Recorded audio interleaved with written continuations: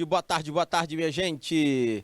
Boa tarde a todos os polos, a todos os mestres presenciais e alunos que se conectam conosco aqui através das ondas do canal Educação. Boa tarde. Minha gente, estamos no ar em mais uma transmissão de aulas para o curso técnico em recursos humanos, neste dia 15 de setembro do ano de 2022. Estou diretamente do Estúdio 5. Nós vamos juntos agora das 16 horas e 20 minutos até as 18 horas e 20 minutos em mais uma aula para o curso técnico em ética profissional, ética organizacional e profissional. Beleza, meus caros e caras futuros técnicos em recursos humanos? Diretor, pode botar o slide todo aí na tela? Vamos tratar do que é projeto, gerenciamento estratégico, né? E aí vamos dar estratégia à execução nessas nossas 2 horas de aula, ok? Nesta quinta-feira à tarde. Boa tarde aqui. Leidiane Lima tá falando lá diretamente de São José do Piauí, da unidade escolar Elvídio Nunes. Boa tarde, minha gente. Boa tarde, Fabiana Rodrigues. Oi, minha gente. Nós vamos juntos aqui. Deixa eu consultar aqui a minha pesca para eu saber que hoje é dia de quê, né? Deixa eu ver aqui, só um instante. Diretor, pode voltar a imagem aqui para mim? Estamos nos 258 dias do ano de 2022, viu? Se liguem aí. E hoje é dia do chapéu, olha só. Eu gosto, né? Eu até gosto, uso menos do que eu gostaria, né? Mas hoje é dia do chapéu. Eu fui para uma feira de artesanato mundial, comprei aquele chapéuzinho do Senegal. É só o bichinho cotoquinho aqui que fica na cabeça, não protege nada, mas o bicho é estiloso, sabe? Muito bom, chapéu de couro, chapéu de palha. Hoje é o dia do chapéu. Minha gente, hoje também é dia do cliente. Olha só, para quem todos os produtos e serviços devem se voltar para resolver dores, desejos e atender necessidades. Hoje é o dia da democracia. Olha só, sistema de governo que não é o mais perfeito, mas não lembro de quem é a frase, não sei se é do Winston Churchill, um primeiro-ministro da Inglaterra na época da guerra. Ele dizia que não era o perfeito, mas de todos era o melhor sistema político, né? A democracia. Hoje é dia da musicoterapia e a democracia precisa ser vigiada. Por quê? Porque os filósofos gregos já diziam que quando distorcida, a democracia corre um grande risco de se transformar em demagogia. Então, é uma luta diária, não existe democracia pronta e acabada, ela se constrói todos os dias. Hoje é dia da musicoterapia, olha aí, a música usada para as terapias e para tratamentos de problemas que as pessoas venham a ter. Hoje é dia da prevenção e do combate à depressão. Essas são as datas comemorativas aqui, ok? Uma frase do dia: a alma só se alimenta daquilo que lhe traz alegria, segundo Santo Agostinho. Qualquer coisa fora disso não alimenta a alma. A gente tem um dos clássicos do Piauí, da literatura, o professor Luiz Romero, que dá aula para vocês no ensino médio de literatura. E hoje de manhãzinha cedo, a gente sempre se encontra no refeitório antes da aula das 7 horas, aí toma um café, bate um papo, e conversando com o Luiz Romero, eu disse para ele que eu vi uma frase que me lembrei dele nesse final de semana. A frase dizia assim: dependendo do grau de importância que a literatura tem na sua vida, vai dizer quão profunda é a sua alma. Olha só que frase pancada, menino. Aí quando você vai para a retrospectiva do livro que você lê, dá até vergonha, né? Mas essa frase, na verdade, ela não deve servir, não deve ser absorvida como constrangimento. Ela deve ser absorvida como um estímulo para a gente ler mais e a gente dar mais profundidade à nossa alma. Essa é a pegada principal. Beleza? 15 de novembro, o diretor pode botar o slide todo aí na tela. Vamos falar de um assunto massa, muito interessante, que é projetos e projetos na organização. Olha o povo de São José do Piauí, falando da unidade escolar, o vídeo Nunes da 90ª, da 9ª GRE. Sussuapara, boa tarde, povo. Aqui pelo IPTV eu tô vendo Alto Longar, Beneditinos, Canavieira, Juazeiro do Piauí, Lagoa do Sítio, Miguel Leão, Novo Santo Antônio, São Julião, São José e Sussuapara.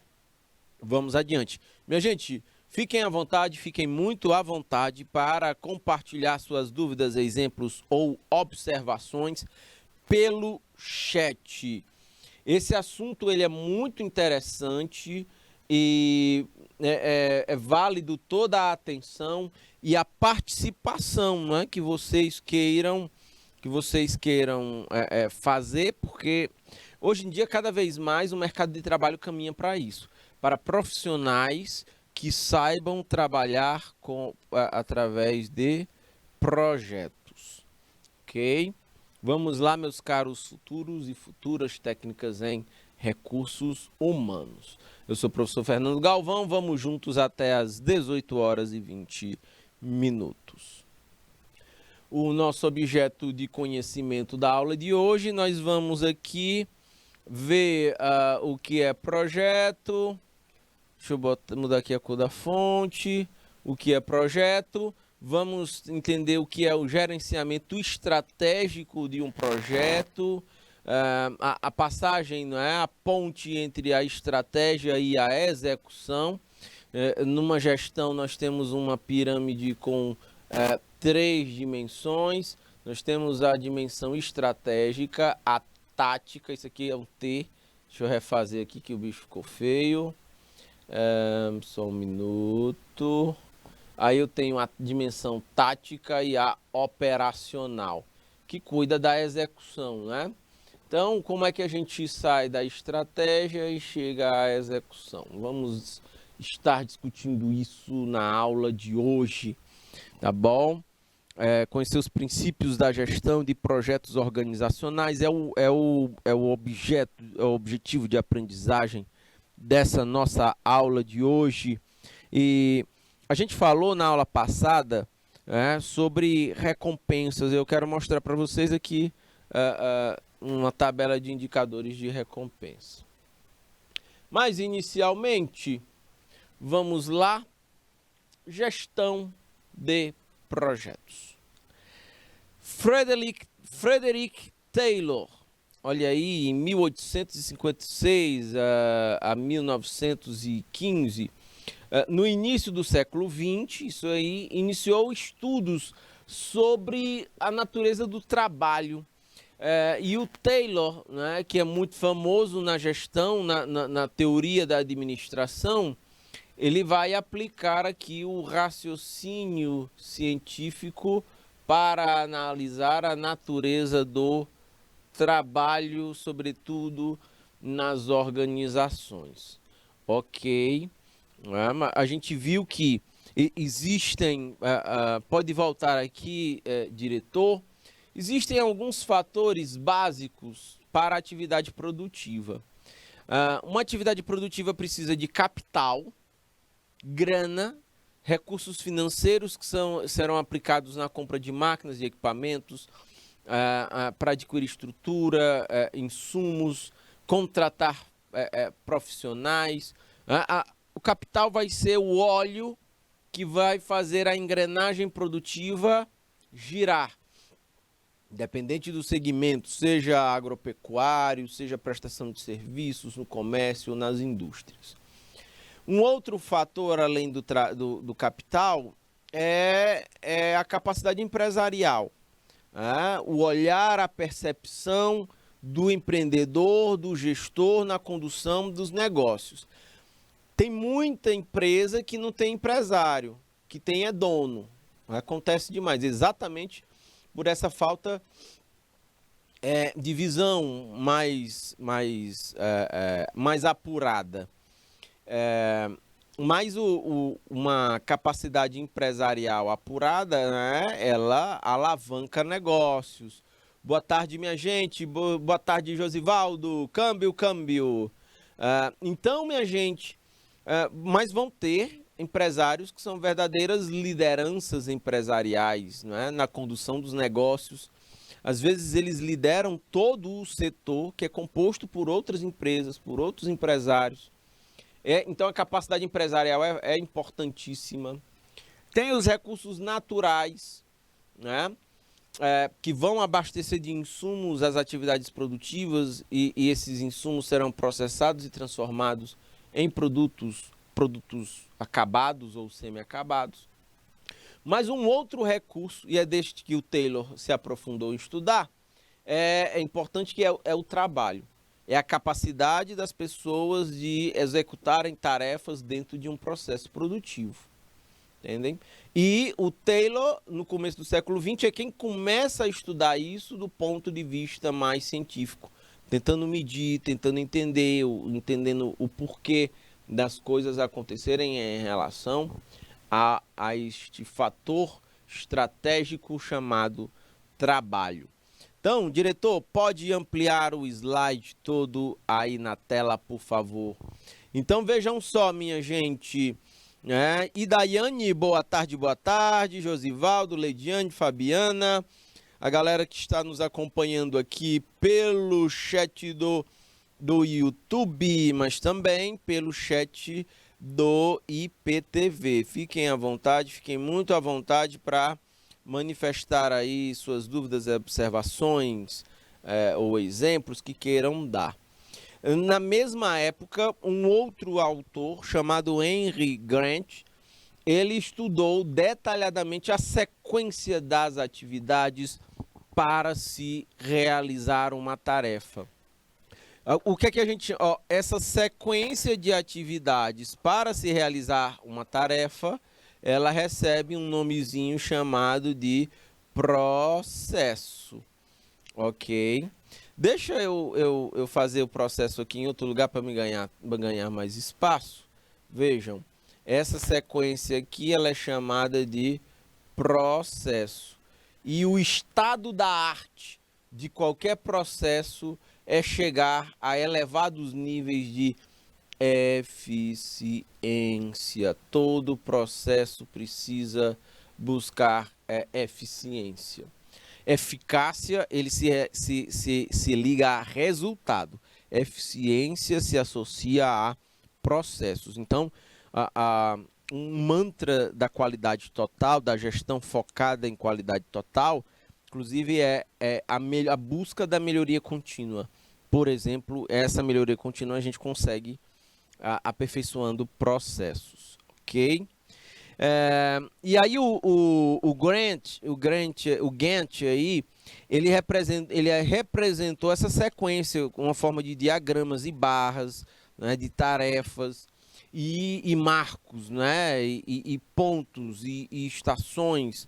Ou seja, ele estava apresentando aí literalmente o desenho de um processo, a duração das tarefas em um processo, ok? Volta aqui para mim, diretor, por favor. Uma vez eu fui acompanhar o lançamento de um produto que era lavagem de carro a seco, né? E uma das etapas antes de lançar esse serviço no mercado era prototipar. O que é a prototipação? A gente estava testando o produto e cronometrando o tempo, literalmente, né? Para a gente saber, né, o quanto tempo que levava para lavar um carro. Porque isso era muito importante para a gente saber quantos carros seriam possíveis serem lavados, né, durante um dia, durante uma semana, durante um mês. Até porque isso iria se refletir no potencial de geração de receitas nessa prestação de serviços, sacam? E isso tudo é processo. O quanto de produto, né, quanto tempo se levava para limpar o pneu, quanto tempo se levava para limpar a carroceria do carro, os vidros, a parte interna do carro. Então, isso tudo cronometrando e sempre buscando fazer o melhor serviço possível no menor tempo possível.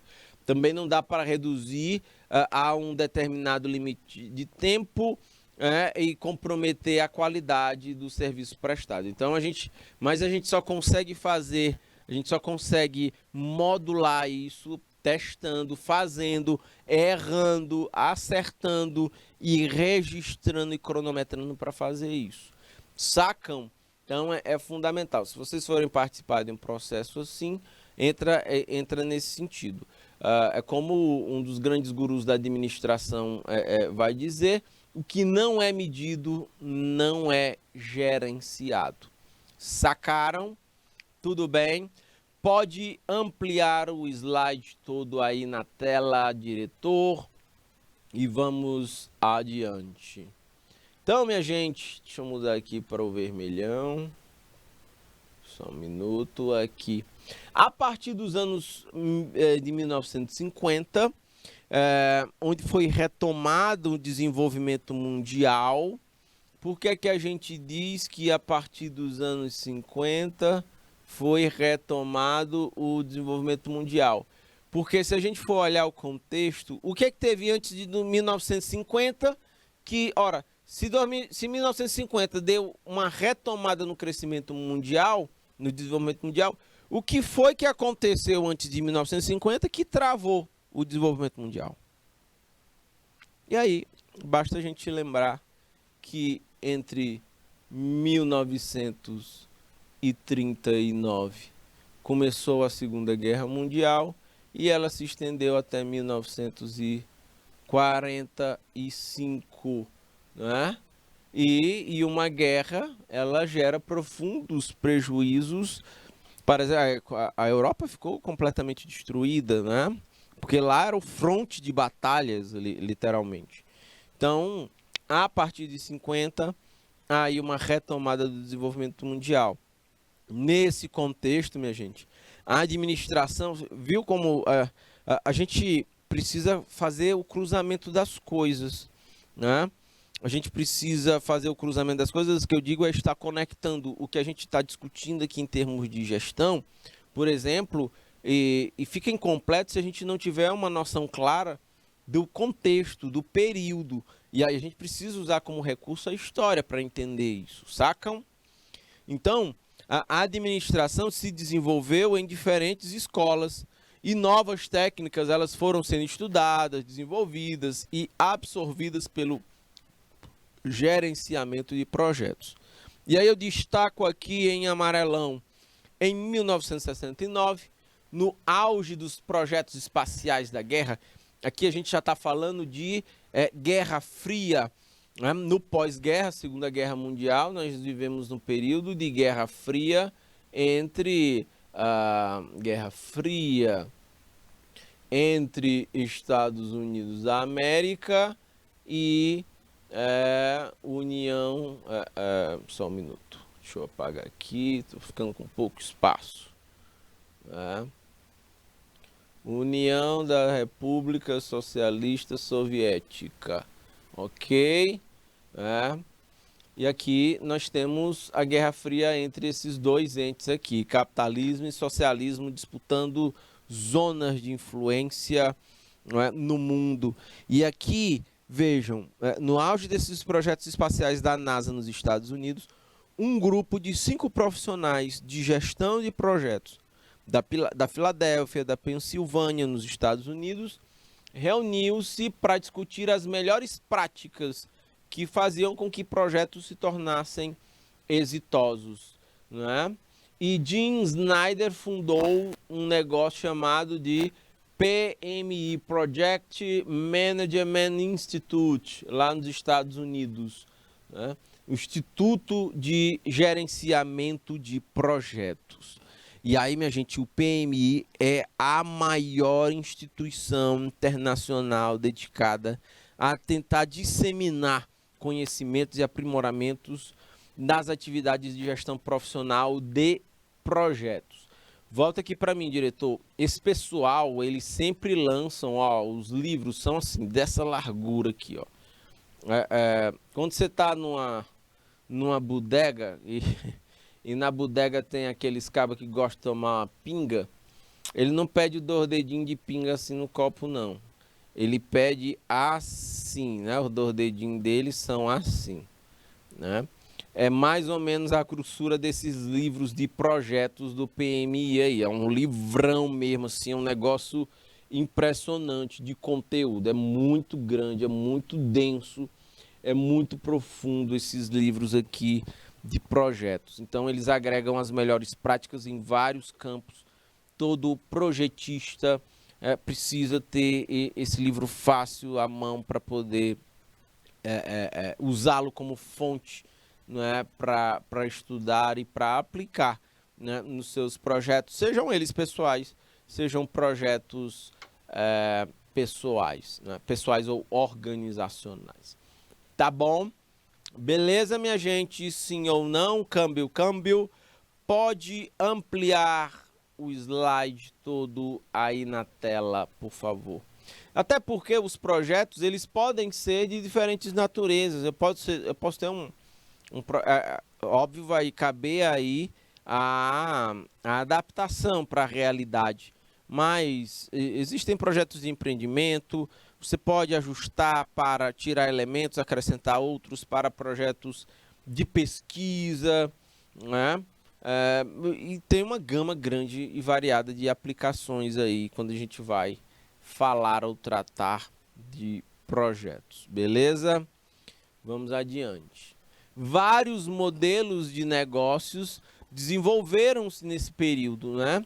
Todos compartilhando uma mesma estrutura comum, um mesmo suporte, uma mesma base.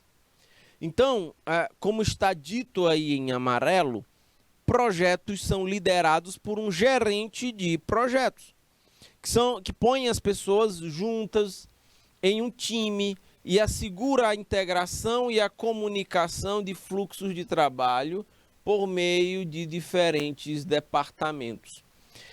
Eu vi outro dia um vídeo do João Paulo Lemann, ele é presidente da Fundação Lemann, é um dos maiores empreendedores aqui do Brasil, dono de muitas grandes empresas, a Burger King, eu não sei se a Heineken, ele tem participação na Heineken, é pancada, o cabra é pancada.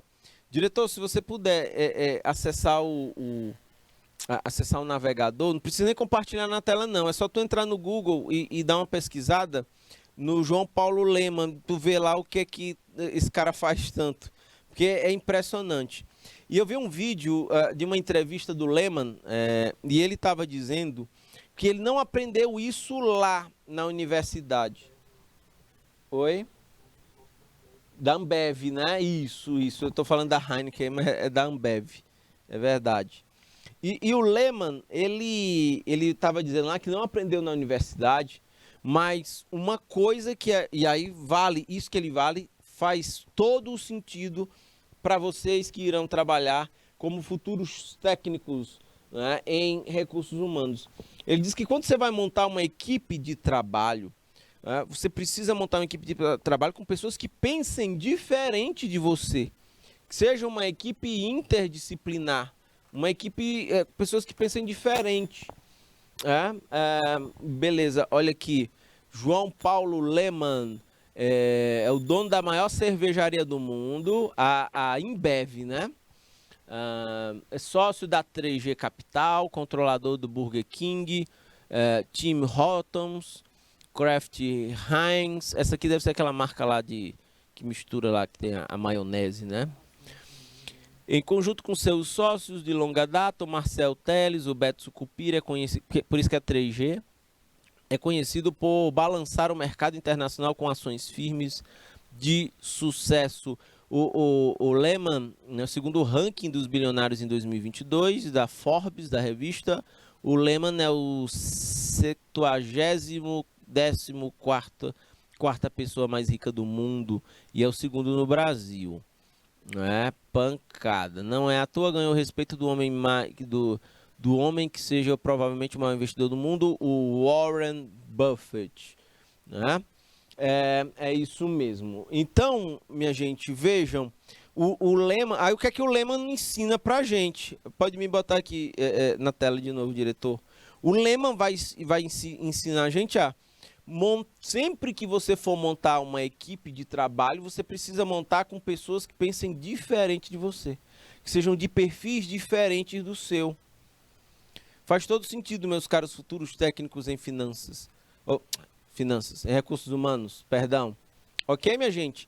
Até porque vocês é que vão trabalhar na área de seleção, vocês é que vão trabalhar na área de recrutamento, vocês é que vão montar os times de trabalho, de onde vocês estejam trabalhando, onde vocês estejam participando como colaboradores. Sacaram? Então, vejam, é você juntar um profissional que é intuitivo com uma pessoa que é muito racional. É você juntar aquele conforme, aquele que gosta de botar a mão na massa, que é um executor, com um que gosta de filosofar, de refletir, né? Um que tem um pensamento muito concreto, muito... E você botar na mesma mesa com um cara que tem um pensamento, com uma menina que tem um pensamento mais abstrato. É quando a gente faz essa junção, não tenham dúvidas, um processo de inovação, ele não surge numa mesa com gente pensando igual. É dos diferentes, é do choque entre os diferentes. Tem um livro do cara, o livro do Dan Brown, O Inferno, o nome do livro. Ele é o mesmo que escreveu o Código da Vinci, o mesmo que escreveu Anjos e Demônios. Nesse filme, nesse livro, todos viraram filme. E nesse livro, O Inferno, que também é livro, também é filme, tem uma frase muito massa em que o Tom Hanks, que é o ator que faz o Robert Langdon, que é o personagem principal, ele vai dizer que as coisas mais interessantes acontecem entre os portais. Porque o portal, ele liga ele liga o que está dentro com o que está fora. Sacam? Ele liga dimensões diferentes. A interna da externa. Sempre um portal ele está conectando uma coisa. É como se o portal fosse uma ponte. E é exatamente isso. As coisas mais interessantes acontecem debaixo dos portais. É das conexões entre os diferentes. Então, a inovação vem daí. É por isso que a inovação racha, ela trinca. E aí um sistema velho... ele vai aumentando a fissura, ele vai rachando até ele quebrar e o novo surge a partir de dentro do velho. É assim que a banda toca. Não tenham dúvidas. Se a gente pensar em Brasil colonial, havia gente que pensava de forma progressista, que queria avançar, investir, dar choque de capitalismo, ao tempo em que tinha gente que defendia a escravatura, que defendia o trabalho escravo. E isso emperrava o avanço da modernização, entendem? Então, mas vejam, o velho ele não consegue resistir ao novo, é uma questão de tempo. As velhas relações de produção, elas não resistem à força, às forças produtivas, à evolução das forças produtivas.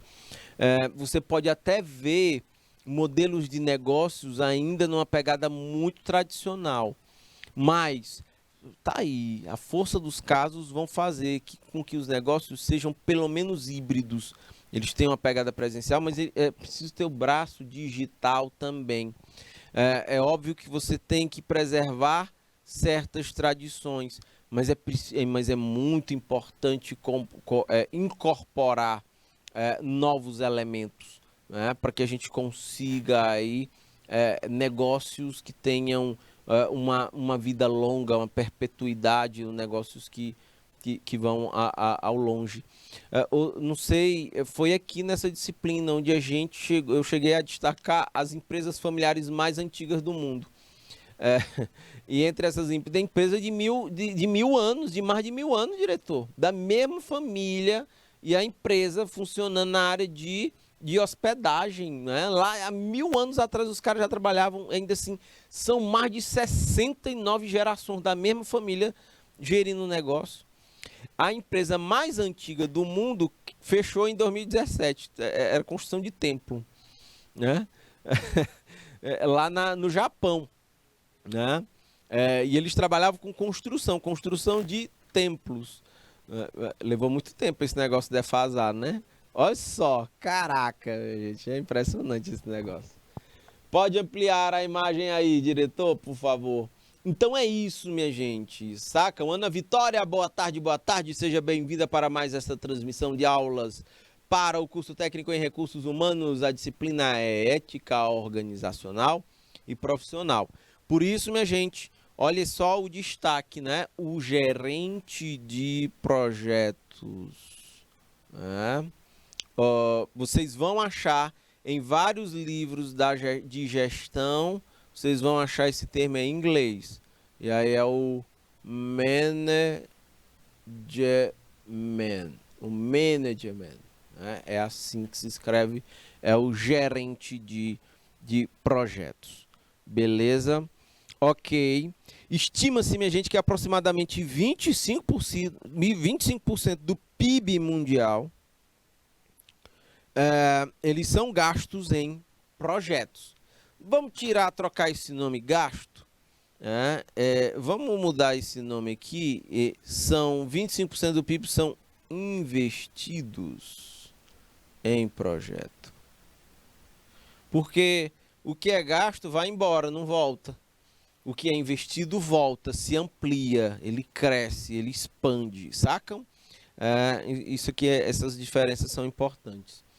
E que cerca de 16,5 milhões de profissionais estão envolvidos diretamente com gerência de projetos no mundo, meus caros futuros técnicos em recursos humanos.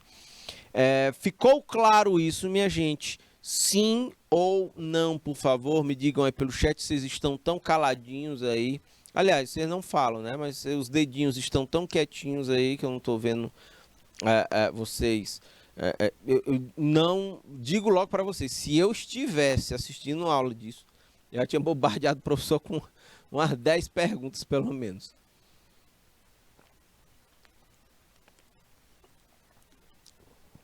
Sacam? Vamos adiante.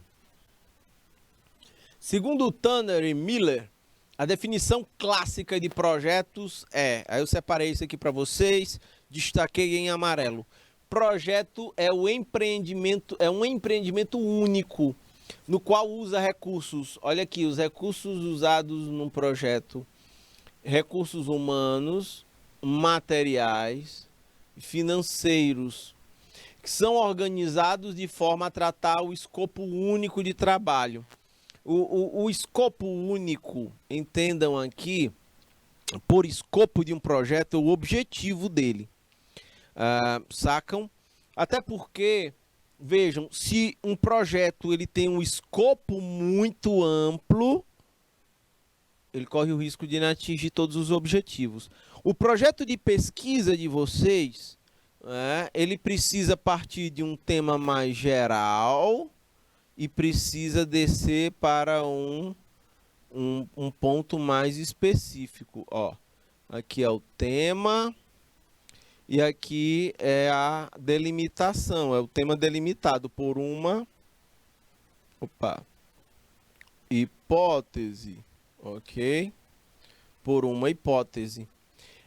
Essa hipótese é quem vai definir o escopo da pesquisa de vocês. Tem gente que quer fazer uma pesquisa que o escopo é muito amplo, né? Eu quero descobrir qual é... Deixa eu ver aqui. Como resolver os problemas do mundo. É um escopo muito grande, muito amplo. Ninguém jamais conseguirá atingir esse objetivo. Sacam? Então a gente precisa ser mais específico, a gente precisa descer mais. O que foi que o indiano fez, o Mohamed Yunus, que ganhou o Prêmio Nobel da Paz? Ele foi trabalhar dos problemas do mundo, bora lá o tema, ele desceu para uma hipótese. Ele foi tratar do microcrédito voltado para pessoas pobres, foi a hipótese dele. Aqui eu estou só dando exemplo, viu, minha gente? Microcrédito para pessoas pobres. Vejam, ele quis salvar o mundo do Thanos lá que lutou com os Vingadores? Não. Ele focou em garantir acesso ao microcrédito para pessoas pobres. Sacaram? Tudo bem, minha gente? Foi mais específico. Essa história é a história do escopo único. Especificações. Até porque isso é importante. A gente lida com uma série de restrições para executar um projeto. São restrições de custo, de tempo, para atingir um determinado objetivo. Sejam eles quantitativos ou qualitativos. Eu não tenho todo o capital do mundo para investir num projeto. Eu não tenho todo o tempo do mundo para investir em um projeto. Sacam? Existem restrições e por isso a gente não pode fazer, não podemos salvar o mundo por completo, mas a gente pode tentar elaborar projetos que ataquem pontos mais específicos. Entendem? Essa é a pegada, é por uma questão literalmente de viabilidade. Se um projeto é muito grande, e eu não tiver os recursos disponíveis, ele vai ser inviável. Por isso precisamos ter essa noção, essa visão. Eu preciso trabalhar com os recursos que eu tenho disponíveis. Essa é a sacada, porque se a gente for esperar, volta aqui para mim, diretor, por favor. Se a gente for esperar o momento em que nós teremos as melhores condições possíveis para empreender ou para fazer um determinado projeto, esse momento nunca vai chegar. Nós nunca nem estamos preparados para todas as oportunidades que chegam a gente. Se a gente for nessa vibe de ficar esperando, estar preparado para quando as oportunidades chegarem a gente aproveitá-las, minha gente, estamos perdidos. Nunca vamos conseguir fazer isso, porque nós nunca estamos completamente preparados para nada. Por isso, exige uma certa dose de... Por que o autoconhecimento é importante? Porque a gente vai nas jogadas que mais tem a ver com a gente, com as quais a gente tem mais potencial de render, e mesmo estando despreparados, a gente tem um estoque de motivação para persistir, para avançar. Entendem? A gente não dá bola fora. Sacam? Eu não estou preparado, mas de repente é uma oportunidade que não tem nada a ver comigo. Aí eu vou. Vai dar errado. Entendem? E é muita gente que comete ou que faz esse tipo de coisa, entende? Por puro desconhecimento de si próprio. Às vezes passa uma oportunidade, tu chega aqui assim, não, isso aqui não é para mim. E você tá vendo o outro dizendo assim, isso aqui é para todo mundo, isso aqui serve para todo mundo, vem para cá, vai dar certo. Mas se você se autoconhecer, você vai olhar, não, isso aqui definitivamente não é para mim. Muito obrigado, não é para mim. Entendem? Você não vai embarcar em aventuras, você não vai pilotar um avião e pousá-lo no escuro. Entendem? A gente precisa... e aí essa é a noção. Se a gente tem uma noção do que é ponto forte na gente, do que é ponto fraco da gente, as decisões elas são muito mais balizadas. Eu posso até entrar num lugar que, numa determinada oportunidade em que eu, de fato, não esteja completamente preparado para ela. Mas eu sei o que é ponto fraco meu e sei o que é que eu preciso fazer para melhorá-los e para que eu possa estar apto a aproveitar aquela oportunidade. Sacam isso, minha gente? Câmbio. Então, é fundamental isso. Você já pensou? Deixa eu dar um exemplo mais prático para ficar claro. Bora imaginar que seja uma pessoa extremamente introspectiva. É, sou introspectivo. Passo o final de semana todinho enfurnado dentro do quarto, lendo, jogando videogame, ou sei lá o quê. Aí aparece uma oportunidade. Rapaz, tem uma oportunidade para trabalhar ali numa loja de atendimento ao público. Uma pessoa que não se autoconhece, ela vai, mas ela não fica lá, não. Vocês sacam isso que eu estou dizendo? Estou dando um exemplo muito prático disso. Entendem? Não casa, não vai dar certo. E o recrutador, o profissional da área de recursos humanos, precisa ter filtros que às vezes os candidatos não têm. Porque o candidato, ele dá um tiro para todo lado, ele quer trabalhar, ele quer ganhar dinheiro, ele não está olhando porque é ponto fraco, que é ponto forte dele, não. Ele quer dinheiro, né? Ele quer entrar, ele quer fazer tudo. É a gente quando quer entrar no mercado de trabalho, a gente topa tudo. A gente não tem filtro para as coisas, a gente é meio kamikaze, sabe? Kamikaze na Segunda Guerra Mundial, eram os pilotos japoneses que, né, na guerra, tá voando aqui e dando tiro lá embaixo, acabou as balas, o kamikaze ele emitia o avião e morria junto com o avião e com tudo. Ele se sacrificava literalmente é, em função da guerra, né? O kamikaze era assim. E a gente, quando está começando o mercado de trabalho, a gente é meio kamikaze, a gente é meio. Né? A gente entra nas paradas aí que precisa ter cuidado. E quando os profissionais, quando quem está oferecendo sua capacidade de trabalho não tem os filtros de autoconhecimento que eu estou falando aqui, cabe o selecionado, o recrutador ter. Ó, você até quer, mas isso aqui não dá para você. Entendem, minha gente? É fundamental que isso aconteça. Até porque se você recrutar mal, pode ter certeza que os problemas surgirão lá na frente. Ok? Leidiane, precisamos desenvolver esse autoconhecimento e agir sempre com a pertinência e adequação, né? com equilíbrio. Exatamente, é por aí. Beleza? Tudo bem, minha gente? Então, por isso que o papel do profissional de RH é muito estratégico dentro de uma organização, porque por vezes é o recrutador que livra a empresa de uma série de roubadas. Né? Ok? Pode ampliar o slide todo aí na tela, diretor, por favor. Então vejam só, né? O termo projeto e o termo projeto, né? O mesmo problema, né, de outros termos que são amplamente usados, os significados podem variar bastante. E essas diferenças podem prejudicar a compreensão e a comunicação. Projeto é usado para muita coisa, esse termo. E às vezes causa uma confusão e isso dificulta o entendimento das coisas. Né? Mas vamos falar disso aqui. Não podemos pegar todos os gatos e jogarmos dentro do mesmo cesto.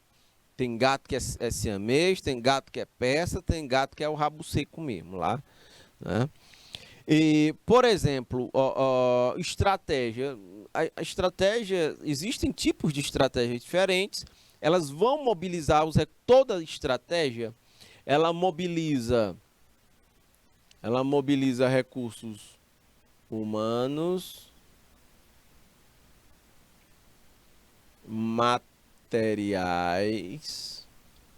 e financeiros. Detalhe, essa organização varia de acordo com o tipo de estratégia. Sacam? Tem estratégia que é de ataque. Tem estratégia que é de defesa. Tem estratégia que é de desenvolvimento. Né? Elas variam. E a gente precisa ter essa noção para aplicar os recursos humanos, materiais e financeiros da forma que eles possam render o máximo possível. Sacaram? De repente, uma estratégia de ataque, ela exige um desembolso de grana, por exemplo, maior para a área de marketing comercial. Pode ser que uma estratégia de desenvolvimento, ela exige um uso de capital diferente. Eu não vou aplicar maior parte do meu capital agressivamente no marketing e no comercial. Eu vou aplicar no desenvolvimento de novos produtos e novos serviços. É uma pegada de mais longo prazo, uma estratégia de ataque, ela quer gerar recursos, ela quer gerar impactos no curtíssimo prazo. Uma estratégia de defesa, por sua vez, ela quer defender o market share, a fatia de mercado. Você vai operar defensivamente. Percebam como, de acordo com a estratégia, a dança, o uso desses recursos, eles vão variar. E a gente precisa ter essa clareza. Então, o setor, a área de recursos humanos, ela precisa ter essa clareza porque são os profissionais que o Recursos Humanos seleciona e recruta que vão operar nesses diversos cenários aí. Ok, minha gente. Sim ou não, por favor, me digam aí pelo chat. Povo de Juazeiro do Piauí, a terra das pedras ornamentais. Câmbio, câmbio. Beneditinos, Alto Longar, Canavieira. Vamos adiante. Deixa eu dar um exemplo aqui.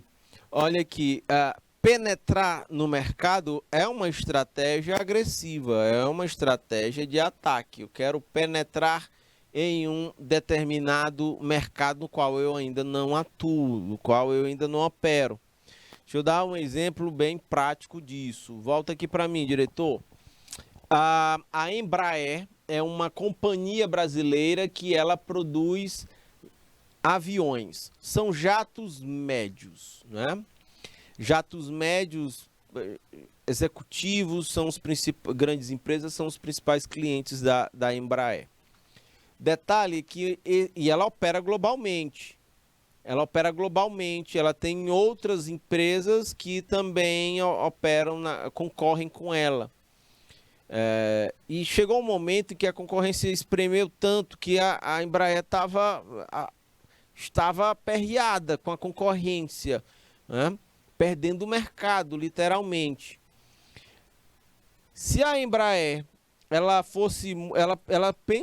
simulou entrar num outro mercado, no mercado militar, produzindo aviões militares. Detalhe, aí já tem grandes empresas operando, é um mercado muito concentrado, tem muita influência política, oligopólio, ela teria que penetrar num mercado que ela não dominava. O que foi que ela fez? Recuou, né? Claro, ela recuou por isso. Entendem? É preciso ter cuidado com essas coisas. De repente, tem muita empresa que é muito exitosa em uma determinada área que atua, e quando ela quer penetrar em outros mercados que não fazem parte da expertise dela, a gente chama em inglês no core business dela, no negócio principal dela, ela falha, ela fracassa, ela vai gerar prejuízos. É comum acontecer no mundo dos negócios esse tipo de coisa. Ok? Então, uma estratégia de penetrar em outros mercados nos quais a gente não domina é uma estratégia agressiva, ela é de ataque. Agora, é preciso estar preparado para isso, senão pode ser um tiro no pé. Ok? Pode ampliar aí o slide, diretor, por favor. Um outro exemplo aqui é de defesa. Eu tenho uma estratégia de manutenção. Eu quero manter minha carteira de clientes.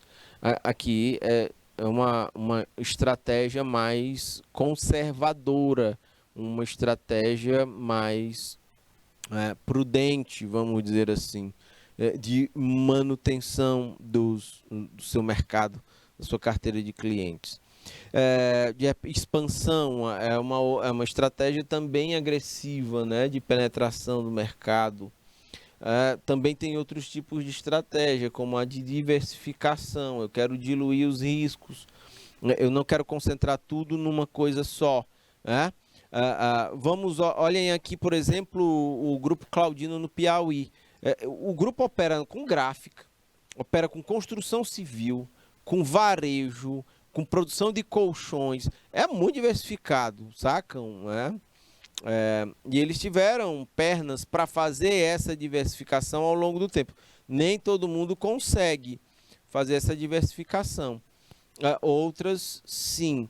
Por exemplo, volta aqui para mim, diretor, o pessoal do Grupo Pão de Açúcar, na década de 90, eles ampliaram tanto o raio de ação que o grupo chegou a ter uma empresa para produzir motores de barco. Chegou um momento em que eles ampliaram tanto que na hora de reestruturar os negócios, eles chegaram à conclusão de que motor de barco não tem nada a ver com a gente. Então bora fechar esse negócio aqui, porque ele está dando prejuízo. Porque qual era o foco principal do Pão de Açúcar? Varejo, supermercado. Inclusive venderam a operação deles para o Carrefour, né? A empresa depois foi preparada para ser vendida, entendem? Mas entra nisso, a gente precisa avaliar muito bem os cenários e as condições, porque volto a dizer para vocês, toda empresa ela precisa se preparar para 3 cenários. Ela precisa se preparar para crescer, para ser vendida ou para fechar. A empresa não precisa fechar, esperar o apocalipse para ela fechar. Não precisa, né? Se ela for bem gerenciada, a gente consegue olhar no horizonte e ver, cara, isso aqui não tem mais rumo. Eu preciso sair desse negócio agora, antes que o crepúsculo do sol chegue. Entendem? Mas é difícil, é igual a jogador, é igual a atleta. Tem atleta que sabe a hora de parar e para por cima. Olha um Pelé daquele. O Pelé, depois que ele se aposentou, ele virou um gestor da marca Pelé. Tá aí. O Raí, que era do São Paulo, o Leonardo, saíram por cima. São gestores de marca deles. Entendem? O Romário não acertou o ponto de saída dele. Eu tô falando aqui de jogadores. Diretor a gente conhece, mas pode ser que os meninos não conheçam. Tem isso também. Né? Mas tem atleta que ele consegue identificar o ponto exato de saída. Tem os que não sabem. Os que não sabem tentam prorrogar a carreira um pouco mais para tentar gerar um pouco mais de dinheiro. Aí vão para clubes menores, menos expressivos. E aí o cara já não está bem ali fisicamente, não está na melhor forma, não rende, o pessoal pega no pé. E acaba não terminando bem a carreira, entendem? Acontece demais. Com empresas são do mesmo jeito. Tem um apego, por vezes existe aí uma relação sentimental com o negócio em que as coisas não estão bem, elas estão afundando e a pessoa... É o Titanic, né? Assistam o filme Titanic, vocês vão ver lá a orquestra tocando Titanic afundando, o povo morrendo e a música não pode parar, né? É literalmente assim. Ok? Então, eu tô falando desses 3 cenários. E deixa eu dar um exemplo muito, muito fácil disso. O Guaraná Jesus do Maranhão, um Guaraná rosão, um bicho, né? Eu nem acho tão... Eu até tomo se tiver. Mas eu acho ele muito mais com gosto de xarope do que de outra coisa. Mas o Jesus, lá no Maranhão, o povo é apaixonado. E todo Guaraná Jesus que você toma, você está deixando de tomar uma Coca-Cola. Todo. A Coca-Cola tentou comer o mercado do refrigerante Jesus lá, do Guaraná. Não conseguiu, por uma questão cultural, de hábito, de apego. Foi o que aconteceu? A Coca-Cola botou preço no Jesus. E o dono do Jesus, não apegado ali, ele vendeu a marca. O Guaraná Jesus é do portfólio da Coca-Cola. Entendem isso? Tá lá, o cara se aposentou, ele garantiu a aposentadoria dele. Você já pensou se ele persiste no negócio? Pode ser que ele continuasse na mesma toada. Pode ser que não. Pode ser que num processo de sucessão onde o velho empreendedor morre, o negócio morre com os herdeiros, porque eles não têm o mesmo tino para o negócio. Sacam isso? O líder precisa tomar decisões, né, no momento em que elas se apresentam. A gente vai ver aqui ao longo de toda a aula que nesse gerenciamento de projetos tem muito dessa coisa. Entendem? Tem hora que você começa um projeto e que não vai dar. Não vai dar. E aí é preciso ter flexibilidade para, né, abandonar aquele projeto, para deixá-lo de lado e pivotar. A gente fala esse pivotar, é um termo das startups. É quando você está aqui no caminho, você percebe que ele não vai gerar retorno.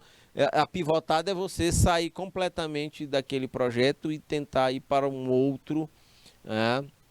Quem sabe até usando os recursos ou a base inicial daquele projeto que falhou, que não vingou, sacam? Mas a gente vai falar isso mais adiante na aula de hoje, ok? Diretor, pode ampliar o slide todo aí na tela, por favor? Então, nós temos diferentes tipos de estratégias, são diferentes mobilizações de recursos, e o gestor de projetos precisa ter essa pegada. De repente, é um projeto de diversificação, é um projeto de expansão, é um projeto de manutenção ou de penetração de mercado. Tá? A gente tem capital, a gente tem empresas que dominam o mercado porque o custo de entrar no mercado é tão alto que ninguém entra. E aí as empresas, ou aquele pequeno grupo de empresas, ficam dominando. Por quê? Porque é um custo muito grande de entrada e os outros não querem entrar porque o risco é muito grande. E vai que não dá certo. Houve um pesado desembolso de grana num projeto que não rendeu. Ok? Vamos adiante. Aqui na gestão de projetos, vejam só algumas características e comentários. Em relação a projetos, o empreendimento, ele é um empreendimento não repetitivo, ou seja, ele necessariamente precisa ser algo novo, pelo menos dentro da organização, algo que ainda não é feito lá dentro. Ele precisa ter uma sequência clara e lógica de eventos, e essa sequência clara e lógica de eventos precisa ter acompanhamento, monitoramento e controle. Um projeto, ele tem início, meio e tem fim. É o ciclo de vida dele. O objetivo precisa ser claro e definido através de metas e resultados. Um projeto, ele é conduzido por pessoas. Né? Alguém tem dúvida sobre isso? Utilizam recursos humanos, materiais e financeiros, e existem parâmetros pré-definidos que devem servir como referência para esse projeto. Minha gente, são 17 horas e 19 minutos, eu vou para um breve break e eu volto já porque tem muita coisa massa ainda para a gente discutir hoje.